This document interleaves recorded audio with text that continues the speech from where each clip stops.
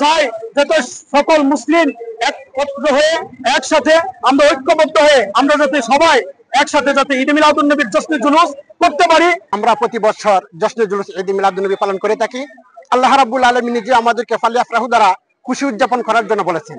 আমি ধন্যবাদ জানাই বাংলাদেশ সরকারকে এবং সকল প্রশাসনিক ব্যক্তিদেরকে, সাংবাদিক ভাইদেরকে।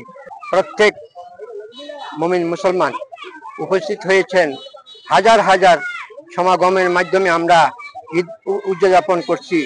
এই হিসাবে আমি প্রত্যেককে ধন্যবাদ জানাই।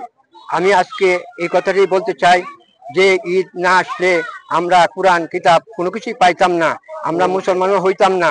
কিন্তু আজকে আমরা দেখলাম যে এদের মধ্যে আমাদের রেজবিয়া দরবারে একমাত্র আমরা ঈদে মিলাদুন্নবী সাল্লাল্লাহু আলাইহি সাল্লাম করে থাকি এবং সরকার আমাদেরকে পারমিশনও দিয়েছে।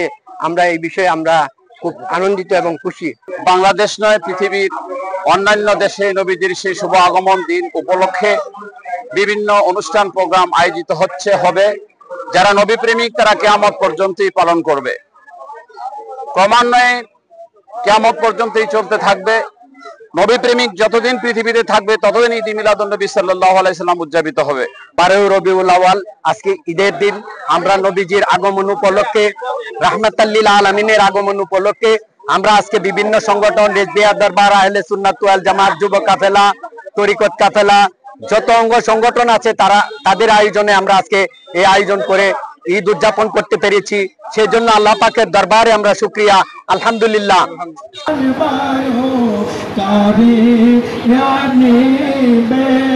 এত কঠিন জানার সময় দিয়েন দেখা মুহাম্মদুর রাসূল।